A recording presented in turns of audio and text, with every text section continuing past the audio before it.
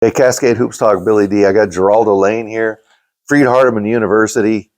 Uh, you know, you've been at Freed your whole career, 4 years. You had a great high school career. You did you do the NLA? Was that prep school you did? Yes, sir. It was prep school Oh, after I okay. graduated. So what was that experience like? A lot of guys do prep school. I'm just always curious what that's like. Well, me personally, I enjoyed it. You know, it was a lot different. You know, just you kind of go off and live on your own. When I went to was in Montgomery, Alabama. It was about Yeah. 3 hours. You're from Huntsville, right? From Huntsville. It was about 3 hours from home, which I kind of got a taste of the college life there. You know, just Right. living on my own, taking care of myself, and then as far as basketball, you know, that's all I was focused on. Just getting better, improving my skills, and getting bigger. You talk about, we were just laughing about when you got to tell people, when you were a sophomore in high school, you were 5'10", 125. Did you think at that point you'd be in Kansas City playing in the Final Four for a national championship? Definitely not. Most definitely not. But you shot up. By the time you were a senior, you were clear up to 6'4", but you were 140. Yes, sir. Yeah. Were you pretty easy to knock around inside? Oh, I was. Had a tough time getting to the rim, so took a lot of middies, a lot of mid-range jumpers. Yeah. But yeah. Well, I saw some video of you while you were, it was NLA is what it's called. Mm-hmm. I saw some videos they put up. I think you have it pinned on your, anyway, you were getting to the rim. You were flying to the rim there. So when did you start be able to do that? Right around the time I got there. I got into lifting pretty heavy, lifted every day. And I shot up from 140 to about 170, 175 super quick. And that's when I really started to see my game change. Yeah. And I was able to get to the rim a little bit easier. And I just kept going from there to where now I'm up to 190, 195 and feeling good. Well, from what I read, you did really come a long way while you were at NLA. A lot of games I found you had really good stats. You were pretty heavily recruited. You know, how did you end up going to Freed-Hardeman? How did you select that? Well, it's kind of crazy because Coach Stutz, he recruited me out of high school as well. And, you know, I didn't like where I was at physically. And so I took the extra year, and then Coach Stutz reached out to me again and came on a visit. I went on a visit there, loved it. At the time, I was still unsigned. So I still played a couple of AAU tournaments. He came to a tournament in Birmingham and watched me and just kept in contact. And I mean, I loved it. My parents loved it. So it was a really easy choice for me.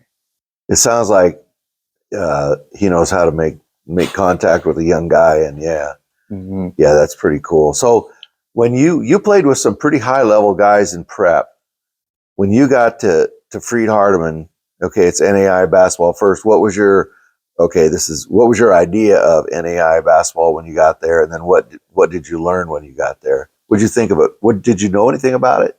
I know a little bit about it just because Jim Sanderson, he was the coach at NLA, and his brother Scott coaches at Faulkner. Right. And Faulkner recruited me, which was right in Montgomery where the prep school was. Okay, that's true. So I know a little bit about that just from being around the area and being around Faulkner. Had you watched them play or anything? Had you seen the game? I watched a couple of games, but I knew I didn't really want to go there.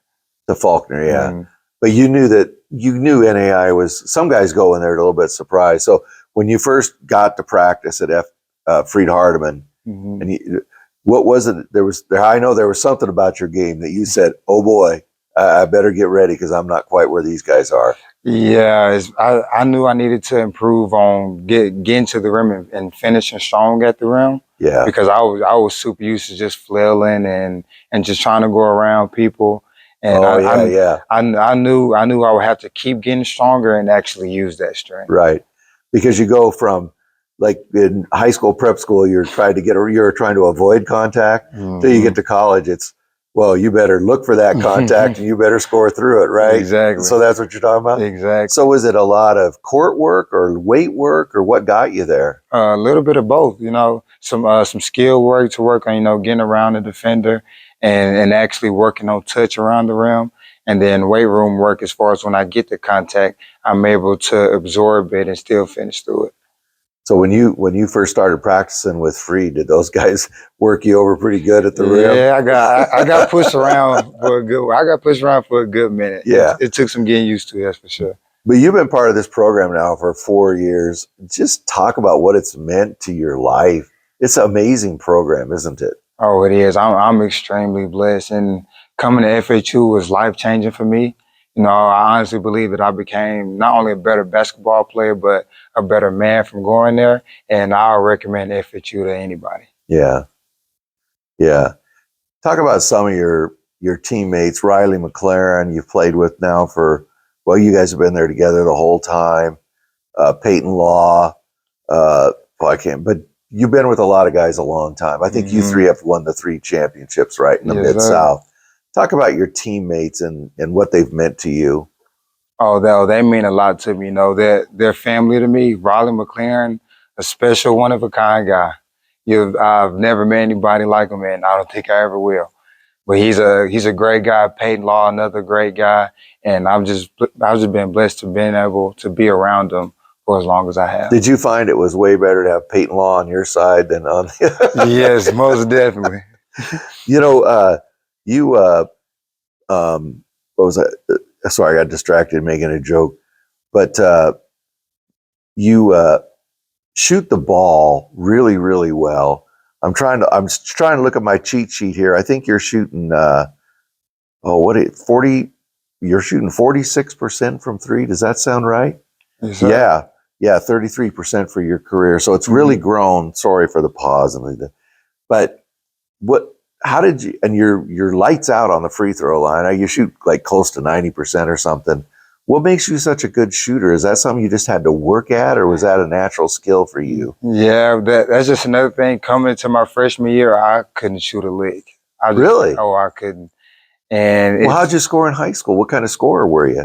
Middies. Oh. That was pretty much the only shot I used to take. Okay. And I was effective at it, but that was pretty much the only shot I used to take. And then coming into this year, something that I just kept working on. It's not a ton of volume, but, I make sure that, I take the good ones and I work on it enough to know that when I take it, I'll hit it. Yeah. So you shoot every day, even in the off season, or how do you do that? Just every day, go in, get up shots, and step up to the free throw line and be ready to knock them down. Because a lot of guys struggle with the free throws. If a guy was struggling with the free throws, what advice would you say? You say, these are the 2 things you got to always do, or make sure you're doing with free throws. Well, for me, I know this works. This works really good for me because of how fast the game is moving. I always try to make sure I just slow everything down in my mind. I just take a deep breath, just slow everything down, and then just block out everything and rely on the work that you've put in from getting up the extra reps on the free throws. And that's it. Just slow everything down in your mind and rely on the work that you've put in. Just imagine this when you're a young kid, 5'10", 125 in high school. Man, did you think I'm going to be in Kansas City playing for my 2nd national championship? It's crazy. I never would have thought that. Yeah, it's wild. Just looking back, it's kind of cool to see, just how far, I've came, and it's truly been a blessing to be able to be in the position that I'm in. Yeah, you talked about Coach Stutz. I know he's sitting right over here, but you talk about Freed-Hardeman, but you got to talk about what Drew Stutz means to you guys, and obviously to the university and the program, but more to you guys. Oh yeah, he's the man, But he just doesn't just care about us as basketball players. He cares about us as people, and he always tries to make sure we're doing fine, in our life outside of basketball. Yes. And you can always respect and you love a coach like that who cares about you and not just how you perform on the court.